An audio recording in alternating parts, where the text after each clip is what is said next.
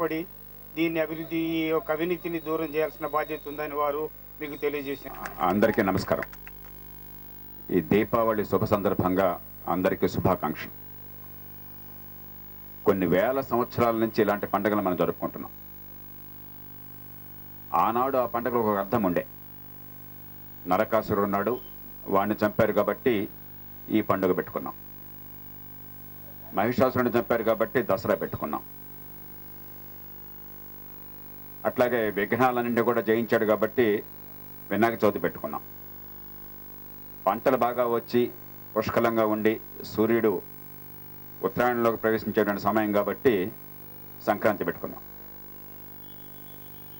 ఈ సాంప్రదాయాలు ఈ దేశంలో కొన్ని వేలాడుగా కొనసాగుతున్నాయి. కానీ ఈవేళ ఆధునిక యుగంలో వాటి కొత్త అర్థాన్ని ఇవ్వాలి. ఈ కొనసాగుతున్న సంస్కృతికి సాంప్రదాయానికి ఈవేళ పరిస్థితులతో అర్థాన్ని ఇవ్వకపోయినట్టయితే ఏదో మొక్కుబడిగా జరుపుకుంటాం. అందుకే తిలక్ ఆనాడు ఈ గణపతి ఉత్సవాలని స్వతంత్ర పోరాటంలో భాగంగా బొంబాయిలో చేశాడు. ఇవాళ హైదరాబాద్లో బ్రహ్మాండంగా జరుపుకుంటున్నాం. అంటే జాతీయత ప్రతిబింబంగా వాటిని తీర్చిదిద్దారు. అదే ఉద్దేశంతో ఈవేళ లోక్సత్తా కార్యకర్తలంతా కూడా ఈ యువతని మహిళల్ని ప్రత్యేకంగా అభినందిస్తున్నాను. చొరవ తీసుకుని ఓ గొప్ప కార్యక్రమానికి, ఓ కొత్త కార్యక్రమానికి వీరంతా కూడా నాంది పలికారు. ఇక నుంచి దీపావళి అని చెప్పంటే కేవలం ఎప్పుడో జరిగిన నరకాసురుడి వధ కాదు. ఇప్పుడు ఏ దేశంలో అన్యాయమో దుర్మార్గమో అవినీతి దాన్ని వాళ్ళు వధించాలన్న సంకేతాన్ని చాలా బలంగా ఇచ్చినందుకు లోక్సత్తా కార్యకర్తల్ని యువతని ప్రత్యేకంగా అభినందిస్తున్నాను. ఇన్ని వేల సంవత్సరాల చరిత్ర అనుకున్నాం. ఎన్నో పురాణాలు ఉన్నాయి, ఇతిహాసాలు ఉన్నాయి, పండుగలు ఉన్నాయి, సంస్కృతి ఉంది, సాంప్రదాయాలు ఉన్నాయి. 2600 సంవత్సరాల్లో మన గత 2600 సంవత్సరాలు అంటే బుద్ధుడి కాలం నుంచి ఇప్పటిదాకా చూస్తే దాదాపు 1700 సంవత్సరాల పాటు ప్రపంచంలో భారతదేశం అత్యంత సంపన్నమైన దేశం, నెంబర్ 1 ఇన్ ద వరల్డ్. ప్రపంచ ఉత్పత్తిలో 20-25% ఈ దేశం నుంచి ఈ 2600 సంవత్సరాల్లో 1700 సంవత్సరాల పాటు వచ్చింది. ఇవాళ ఎక్కడున్నాం? ఈవేళ ఎప్పుడే లెక్క మనసు అనుకుంటున్నాను నేను, ప్రపంచ ఉత్పత్తుల్లో ఇవాళ మన వాటా 2% ఉన్నాం. ప్రపంచ ఉత్పత్తిలో మన వాటా ఇవాళ 2 లేకపోతే 2.5% వచ్చాం. అప్పుడు కారణం ఏమిటంటే ఆనాటి నరకాసురుడి కంటే, ఆనాటి మహిషాసురుడి కంటే, ఆనాటి విఘ్నాల కంటే ఈ దుర్మార్గాలు, ఈ విఘ్నాలు, ఈ రాక్షసాలు ఇవి అడ్డుకుంటున్నాయి దేశాన్ని. ఒక్కసారి మనతో పోల్చుకున్న దేశం చైనాను చూడండి. ఈ వారంలోనే కొత్త నాయకత్వాన్ని వాళ్ళు తెచ్చుకున్నారు. అమెరికానో బ్రిటన్నో జపాన్నో పక్కన పెడదాం, చైనాతో మనం పోటీ పడాలి కదా, మన పక్కనే ఉంది కదా. చైనాను చూడండి, మన చూడండి. చైనాలో నాయకులను ఎవరిని కూడా ఫలానాడు కొడుకుని కాబట్టి తీసుకురాలా. వాడు ఒక రాష్ట్రంలో, ఓ పెద్ద పెద్ద నగరాల్లో ఆర్థిక వ్యవస్థని, వాళ్ళ పార్టీ నిర్వహణని, సమాజాన్ని ఎవరు బాగా చేశారో గుర్తించి మెరిటోక్రసీ అని చెప్పంటున్నారు, సగర్వంగా చెప్పుకుంటున్నారు. నేను విమానంలో ప్రయాణం చేస్తూ ఒక షాంఘైలో ఒక యూనివర్సిటీ, ఫుడాంగ్ యూనివర్సిటీ, దాని ప్రొఫెసర్ రాసింది చాలా గర్వంగా రాశాడు. మెరిటోక్రసీ వర్సెస్ డెమోక్రసీ అని. ఏం డెమోక్రసీ ఏమిది? డెమోక్రసీ అని చెప్పుకుంటున్నారు. మా దగ్గర మెరిటోక్రసీ ఉంది. వారసత్వాన్ని మేము తీసుకోవట్లేదు, దద్దమ్మల్ని మేము తేవడం లేదు, అసమర్థుల్ని మేము తేవడం లేదు, సమర్థుల్ని తీసుకొస్తున్నాం. చూడండి, గత 30 ఏళ్లుగా మేము తీసుకున్న ఏ నాయకుడినైనా చూడండి, వాడు ఒక రాష్ట్రంలో, 2 రాష్ట్రాల్లో, 3 రాష్ట్రాల్లో గొప్ప పనులు చేసి అద్భుతాలు సాధించిన తర్వాత తీసుకొస్తున్నాం. కొత్తగా వచ్చిన మా నాయకుడిని చూడండి అని చెప్పారు, ప్రత్యేకంగా చెప్పారు. కొత్తగా వచ్చిన మా నాయకుడు, ఆయన పేరేంటే షీ పింగ్డింగా, మర్చిపోయాను సడన్గా. షీ పింగ్డింగ్ ఏదో ఉంది, షీ జింపింగ్. ఈ నాయకుడు 2 రాష్ట్రాల్లోనూ, షాంఘై నగరంలోనూ గతంలో పాలన చేశాడు. ఒక మాట కావాలని మనకు కొంచెం ముళ్ళుగరతో పొడిచినట్టుగా వాళ్ళు అన్నారు. ఏమన్నారు తెలుసా? ఆయన పరిపాలించిన 2 రాష్ట్రాలు, షాంఘై నగరం కలిపితే భారతదేశ ఆర్థిక వ్యవస్థ మొత్తంలో సంపద ఎంత ఉందో ఆయన పరిపాలించిన 3 ప్రాంతాల్లో సంపద అంత ఉందయ్యా. అలాంటి వాడిని సామర్థ్యం చూసిన తర్వాత మెరిట్గా ఉన్నవాడిగా, సమర్థుడుగా మేము తీసుకొచ్చి జాతీయ నాయకత్వం తీసుకొచ్చి పెట్టాం. మీరు గొప్ప ఎన్నికలు అంటున్నారు, మీరు ఎవరిని తీసుకొస్తున్నారో చూశారని అడిగాడు. నిజంగా మన దగ్గర సమాధానం లేదు.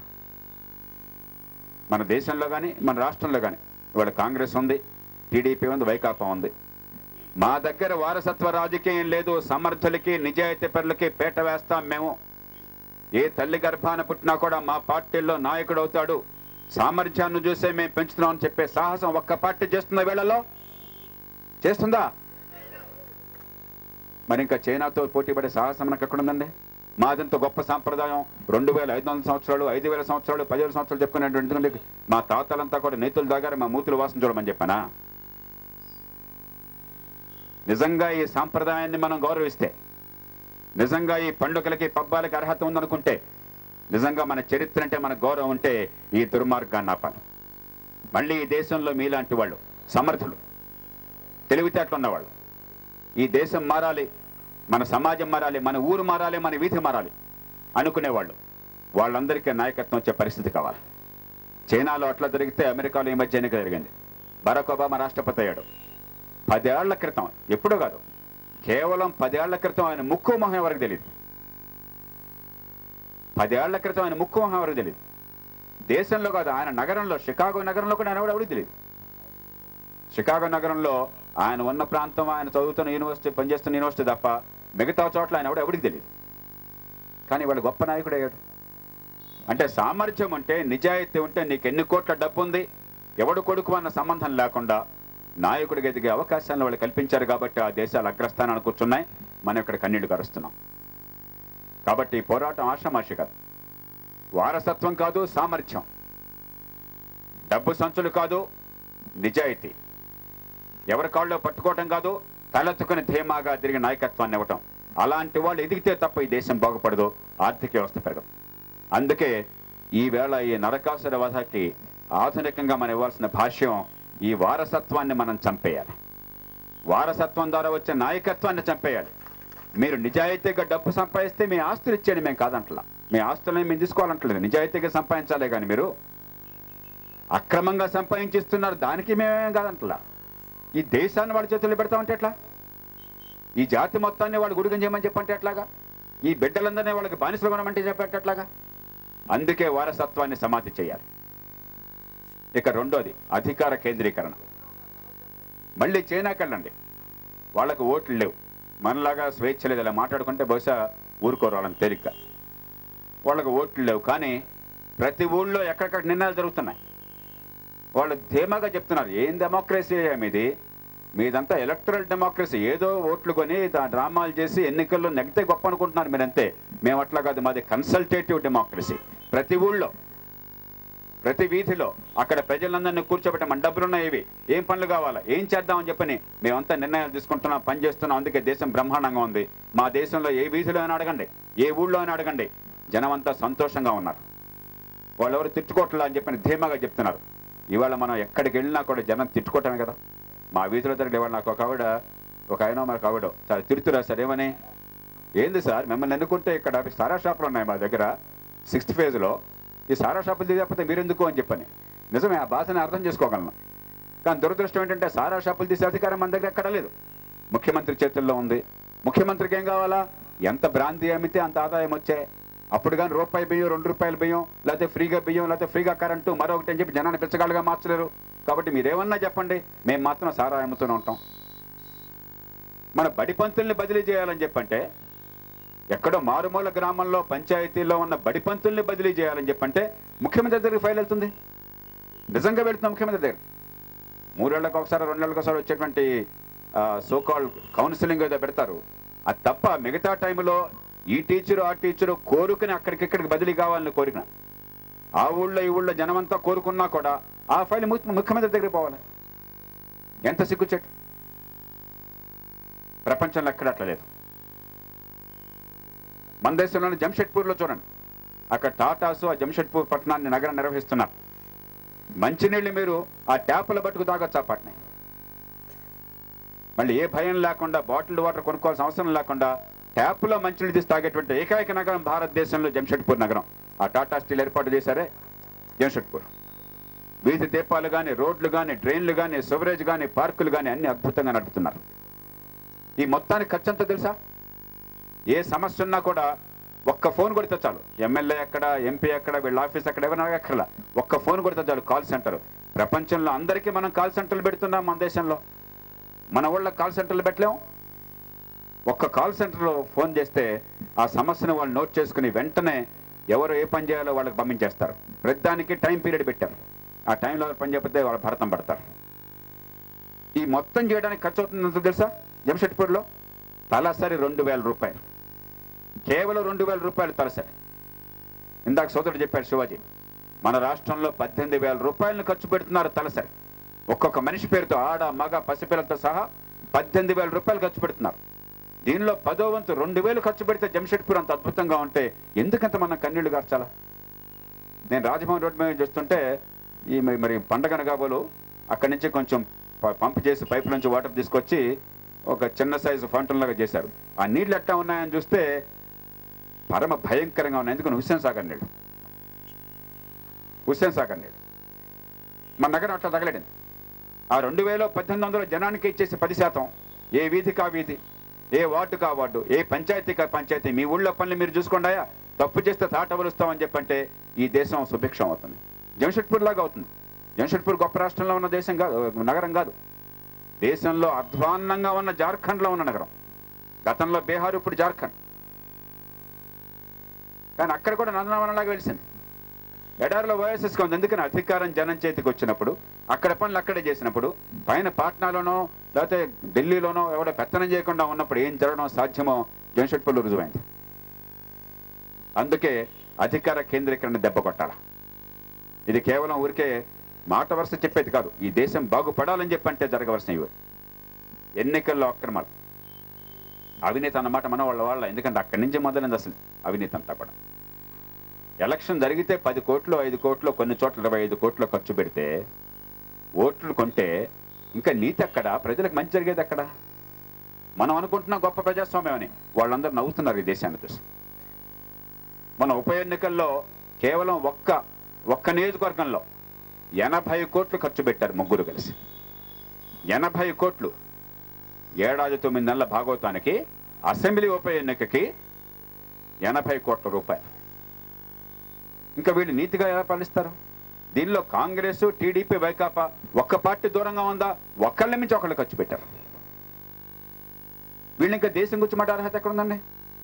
దేశాన్ని దోచుకోవటం కోసం తప్ప వాళ్ళ కుటుంబాలకి పెత్తనం ఇవ్వటం, అధికారం మొత్తం చేతిలో ఉంచుకోవటం, దేశాన్ని తెగబడి దోచుకోవటం కోసం, అవినీతి కోసం తప్ప ఎందుకు ఖర్చు పెడుతున్నారు? అట్లా ఖర్చు పెడుతున్నారు 80 కోట్లు. ఈ దేశ ప్రజల పట్ల మమకారంతోనా? ఈ పిల్లల భవిష్యత్తు కావాలని చెప్పినా? ఈ దేశాన్ని దోచుకోవాలని చెప్పాను. ఈ సమాజం మొత్తాన్ని శ్మశానంగా మార్చేయాలని చెప్పాను. మేము రాజులం కావాలి తప్ప దేశం శ్మశానాన్ని పర్లేదని చెప్పాను. అందుకే ఎన్నికల్లో అక్రమాల మీద, ఓటుని డబ్బుతో బ్రాందీతో కొన్న తర్వాత, ఎలక్షన్లో నీకు అదిస్తా ఇదిస్తా, ఈ జనానికి ఏం కావాలో అది చేయకుండా, చదువు అందించకుండా, ఎదిగే అవకాశాలను ఇవ్వకుండా, ఈ యువతకు భవిష్యత్తుని ఇవ్వకుండా, ఏ కుటుంబంలో పుట్టినా కూడా తలెత్తు తిరిగేట ఏర్పాటు చేయకుండా నీకు ఉచితంగా ఇస్తా అంటే, ఈవేళ రాష్ట్రంలో కరెంట్ లేదు, రాష్ట్రంలో రోడ్లు లేవు, ట్రాఫిక్ అధ్వానంగా ఉంది, పరిశ్రమలు వలసపోతున్నాయి, ఇక్కడి నుంచి పెట్టుబడులు రావటం లేదు, ఉద్యోగాల కల్పన లేదు, యువతకు భవిష్యత్తు లేదు.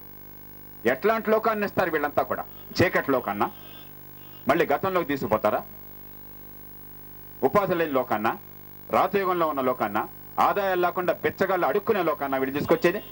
అందుకే 4వ అంశం, వీళ్ళకి అవకాశాలని చెప్పంటే వీళ్ళ కొడుకులకి, వీళ్ళ కూతుళ్ళకి, వీళ్ళ బామ్మర్దులకి తప్ప, లేకపోతే వీళ్ళ అల్లుళ్ళకి కూడా ఉంటున్నాయి కొన్ని చోట్ల, వీళ్ళ అల్లుళ్ళకి, వీళ్ళ కోడళ్ళకి తప్ప ఈ దేశంలో ప్రజలకు కాదు అవకాశాలు. ఈ దేశంలో సామాన్యులు కాదు, సామాన్యులు బెచ్చగాళ్ళలా ఉండాలా, అవకాశాలు వీళ్ళకి, వీళ్ళ కొడుకులకి దక్కాలి. అవకాశాలు రావాలి అని చెప్పంటే ఒకే ఒక్క మంత్రం అన్నది.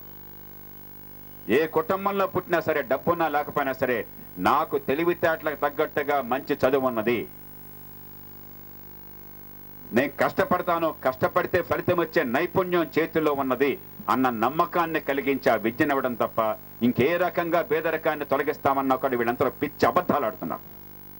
ఇవాళ చదువుకునే వాళ్ళకు కూడా ఊరికే కాగితాలతో తృప్తిపరుస్తున్నారు. ఆ సర్టిఫికేట్ల కోసమే తప్ప ఆ చదువులో సారస్యం ఉంటుంది, ఆ చదువుల ఉపయోగం దక్కట్లా. ఏదో నేను కాలికట్ అంటాం, గతంలో కోజికోట అంటాం, ఐఐఎం, అక్కడ చదువు ఉంది. ఎంతమందికి? ఎన్ని కోట్ల మందిలో 300 మందికి. దానికోసం 300 కోట్లు ఖర్చు పెడతారు అక్కడ. కలకత్తా ఐఐఎం అదో మళ్ళీ ఈ మధ్య 200 కోట్లు ఖర్చు పెట్టారు 5 లక్షల చదరపు అడుగుల కోసమని, అక్కడ 200 మంది కోసం అని చెప్పని. వాళ్ళకు వద్దని అంటున్నా, కానీ కోట్లాది మంది బిడ్డలకు అవకాశాలు అందించకుండా, మేధస్సు వికసించే నిజమైన చదువు అందించకుండా ఎలా సమాజాన్ని బాగు చేస్తారు? మళ్ళీ చైనా దగ్గరికి వెళ్ళండి. ఈ మధ్యనే అంతర్జాతీయ సర్వే, పేసా సర్వే అని చెప్పని చేస్తే చైనా ప్రపంచంలో మొట్టమొదటి స్థానంలో ఉంటే దానిలో America, Britain, Russia, Germany, Italy, France, Japan, Canada అన్ని పాలు పంచుకున్నాయి. దానిలో అమెరికా చైనా మొట్టమొదటి స్థానంలో ఉంటే ఇండియా అడుగు నుంచి 2వ స్థానంలో ఉంది. మనకంటే తక్కువ దద్దమ్మ దేశం, మన పేరు కూడా తిరగని దేశం ఒకటి ఎవరో తెలియదు ఎక్కడ ఉందో, కిర్గిజిస్తాన్ అని చెప్పని. అది తప్ప ఇంకెవరు లేరే. ఎందుకు గతి పట్టింది? ఈ మాటలు పొరపాటును కూడా మనం చెప్పరే. మన ప్రధానమంత్రికి, ముఖ్యమంత్రికి వీళ్ళందరికీ సిగ్గుంటే, ఈ ప్రజలంటే మమకారం ఉంటే, ఏమయ్యా బాధపడుతున్నాం? అడుగు నుంచి 2వ స్థానంలో ఉన్నటువంటి గొప్ప భారతదేశం, 2000 సంవత్సరాల చరిత్ర, సంస్కృతం దేశం. మనం అందరం ప్రపంచంలో గొప్ప పారిశ్రామిక దేశంగా ఉన్నప్పుడు వీళ్ళందరూ కూడా బట్టలు వేసుకోవడం చేత కాదు, చర్మం దుస్తులు ధరించారు. వీళ్ళంతా కూడా నిన్న మొన్న పుట్టిన దేశాలు, బొడ్డోడం దేశాలు. మనం ఇట్లా ఉంటామేంటి?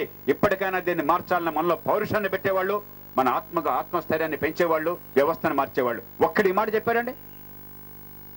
మనం అడుగు నుంచి 2వ స్థానంలో ఉన్నామయ్యా, సిగ్గుపడాలా, చైనా నంబర్ 1 ఒక్కడు చెప్పాడా? చెప్పకపోగా ఏం చేస్తున్నారు తెలుసా? ఈ గొడవంతా ఎందుక ఇలా లోక్సత్తా లాంటి వాళ్ళంతా వచ్చి ఈ విషయం బయటపెట్టి మా సిగ్గు చేస్తున్నారు. ఇది బాగోలేదు. ఈసారి అసలు సర్వేలో మనం పాల్గొకుండా ఉంటే భారతదేశానికి ర్యాంకే గొడవ ఉండదు. అసలు మన పిల్లాడు పరీక్షలో కూర్చోపోతే ర్యాంకే ఉండదు కదా, ఇక గొడవ లేదు, అడిగేవాడే ఉండడు. ఇది వాళ్ళు ఆలోచన చేస్తుంది, దిక్కుమాలిన ఆలోచన.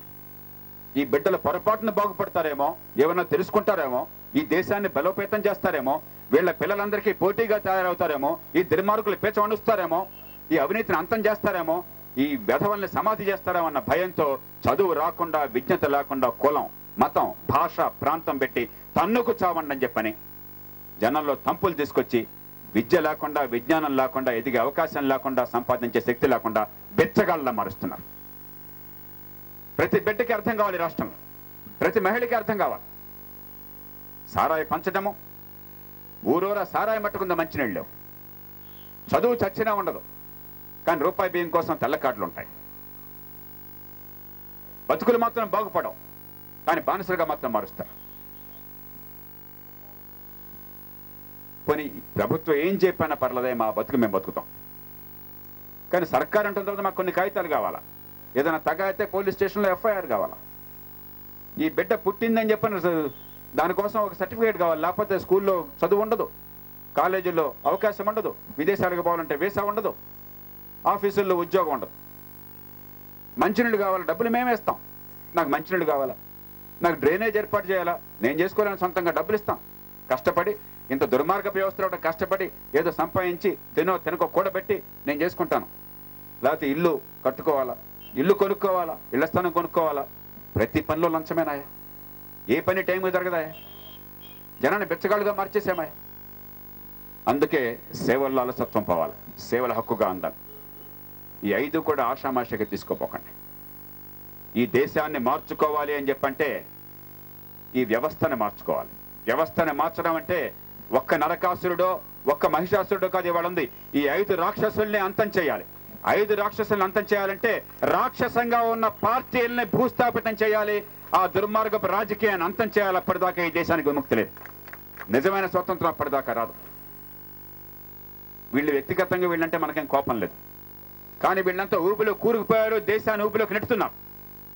2012లో కరెంటు కావాలని చెప్పంటే కన్నీళ్లు కార్చాల్సి వస్తుంటే, కంపెనీల్లో ఉద్యోగం చేసే వాళ్ళకి ఉద్యోగాలు మూతపడుతుంటే, వాళ్ళకి మార్కెట్లో అవకాశం లేకుండా ఇక్కడ ఉత్పత్తి లేక వేరే వాళ్ళు కొట్టుకుపోతుంటే ఇంకేంటో ఎంతకంటే ఉపద్రవం, ఇంతకంటే దారుణం ఇంకేమన్నా ఉంటుందా? కరెంటు ఫ్రీగా అడగలేదు ఎవడన్నా.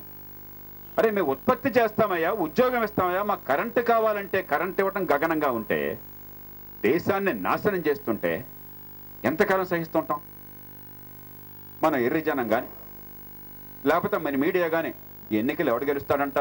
కిరణ్ కుమార్ రెడ్డి వస్తాడా, లేకపోతే ఆయన ప్లేస్లో వచ్చినాడు ఎవడన్నా వస్తాడా, లేకపోతే మన వైకాపా జగన్ జైల్లో ఉన్నా కూడా ఆయన వస్తాడా, లేకపోతే చంద్రబాబు కొడుక్కి వస్తుందా? ఇదే మన బతుకులు? వీళ్ళకి బానిసలుగా ఉండటం కోసం, ఉడిగం చేయడం కోసం మన బతుకంతాం. మన కోసం మనం ఆలోచించలేదా? ఆత్మస్థైర్యం లేదా? పౌరుషం లేదా? ఎన్ని మాట్లాడతాం మనం? నాకు ఎంత సంస్కృతం చెప్తాం, అంత గొప్పతనం నుంచి మనం దేవతలు అంటాం, రాక్షసులు అంటాం, పురాణాలు అంటాం, ఇతిహాసాలు అంటాం, అందరిని మించిన వాళ్ళు మనవాళ్ళు అంటాం. ఎందుకయ్యా మా తాతలు నీతులు తాగారని చెప్పంటాం? దమ్ముంటే, చావుంటే, ధైర్యం ఉంటే ఈ తరాన్ని, ఈ సమాజాన్ని, ఆత్మస్థైర్యాన్ని పెంచండి, ధైర్యాన్ని పెంచండి, పౌరుషాన్ని పెంచండి, ఈ బానిసత్వాన్ని తొలగించండి, ఈ దుర్మార్గాన్ని అంతం చేయండి, ఈ అవినీతిని అంతం చేయండి.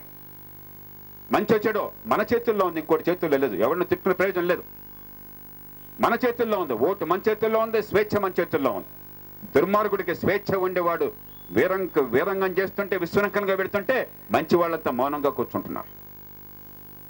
వెధవ డబ్బులు ఇచ్చి ఓట్లు వేయించుకుంటుంటే మంచివాడు కొట్టుపడాలంటే వేస్తే పోతుందా ఓటేస్తే అని డ్రామాలు చెప్తున్నారు. బెచ్చగాడు అవుతావా, నీ డబ్బే నష్టపోతున్నావు అని చెప్పంటే అత్తలు అనుకుని తాగి మరీ ఓటేస్తున్నారు. అదేమంటే అన్న ఆడి దగ్గర ఈడి దగ్గర తీసుకున్నా ఒక్కడికే ఓటేసా, మిగతా ఇద్దరిని మోసం చేశా అనుకుంటున్నాడు పాపం ఎర్రి నాగన్న. ఎవడు మోసపోతున్నాడు తెలియనటువంటి వాడు పాపం. మోసపోతున్నాను కూడా తెలియని అమాయకులు వీళ్ళంతా కూడా. అందుకే ఈ జనంలో జాగృతి కావాలంటే ఈ సంస్కృతిలో మనం చొచ్చుకుపోవాలి. ఓ దసరా కావచ్చు, ఓ బక్రీద్ కావచ్చు, ఓ రంజాన్ కావచ్చు, గణేష్ చవితి కావచ్చు, ఓ క్రిస్మస్ కావచ్చు, ఓ సంక్రాంతి కావచ్చు. ఈ పండుగలకు ఆనాటి అర్థాలు ఏవో పురాణాల్లో ఉన్నాయి, మత గ్రంథాల్లో ఉన్నాయి. కానీ వాటిని ఆధునికీకరించాలి, వాటిని ఇవాళ జీవితానికి అన్వయించాలి. ఎలా ఈ రాక్షసత్వాన్ని అంతం చేయడం కోసం జనం కలవాలో ఇవాళ మనం ప్రజలకు చెప్పాలి. అందుకోసమే ఈవేళ మన యువత, లోక్సత్తాలో ఉన్న మహిళా కార్యకర్తలు కలిసి ఏర్పాటు చేశారు. ప్రత్యేకంగా వారిని అభినందిస్తున్నాను.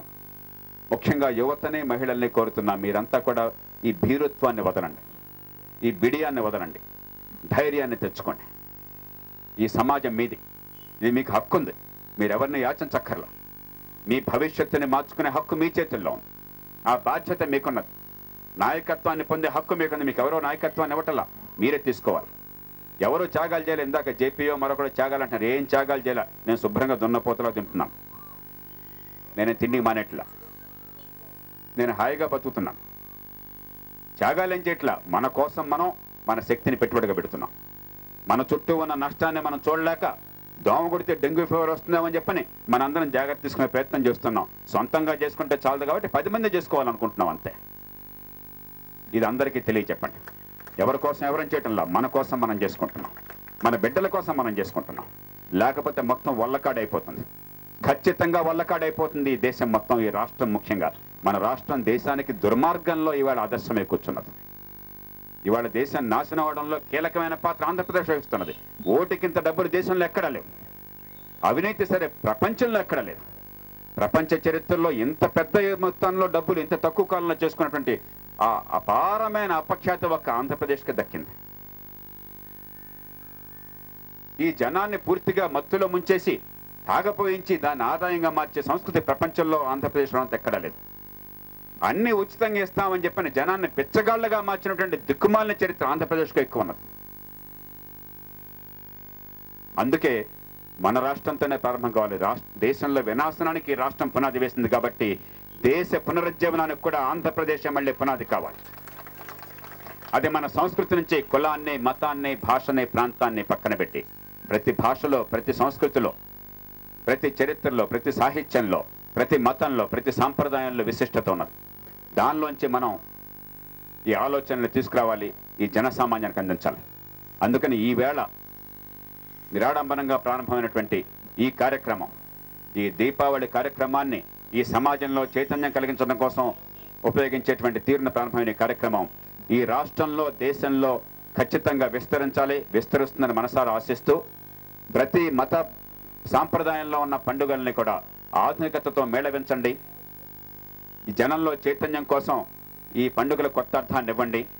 వారి వారి సాంప్రదాయాలను గౌరవిస్తూ, వారి వారి మతాలను, వారి వారి సంస్కృతిని గౌరవిస్తూ, దాంతోపాటు మనం ఎదగకపోతే ఒక సమాజంగా నష్టపోతున్నామన్నది గుర్తు చేయమని చెప్పని అందరినీ కోరుతూ ఈ చక్కటి కార్యక్రమంలో పాలుపంచుకున్న మనసారా అందరినీ అభినందిస్తూ, ఈ ఏడాది ఒక మంచి కార్యక్రమం ఏంటంటే నాకు కనిపిస్తున్నది, హైదరాబాద్లో పెద్దగా పటాకాల పేలు వినిపించట్లా, కొంచెం తగ్గింది కదా.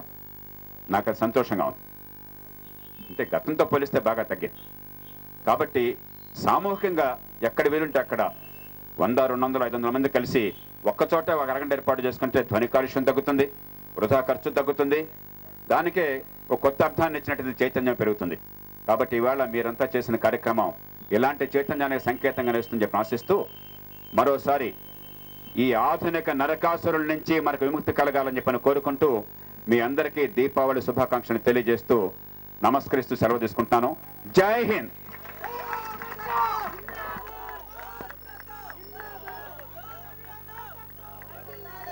దయచేసి కార్యకర్తలందరూ అటు తిరిగి నిలబడితే జేపీ గారు అలాగే వేదిక మీద ఉన్న వాళ్ళు మిగతా వర్కింగ్ కమిటీ సభ్యులు అందరూ మంచిదండి. కనీసం ఒక 20-30 అడుగులు దూరంగా ఉండాలి కోరుతున్నాం. చాలా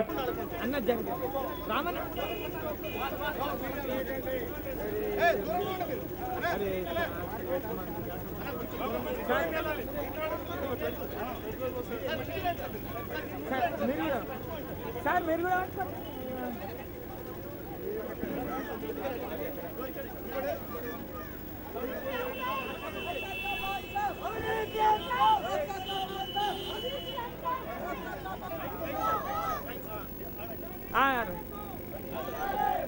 సార్ రండి.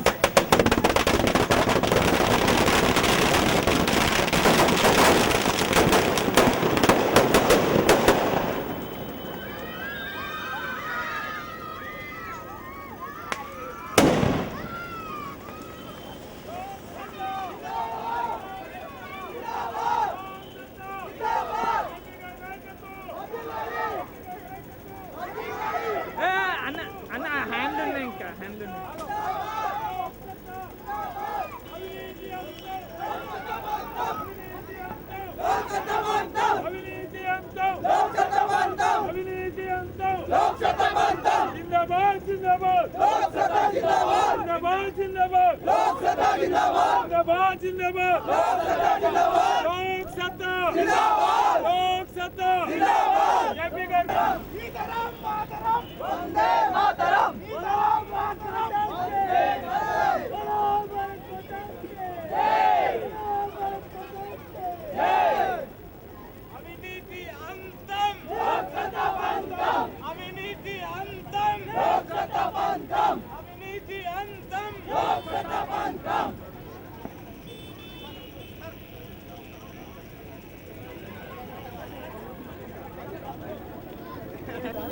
అన్న జరగలే ఫోటోగ్రాఫర్ పైకి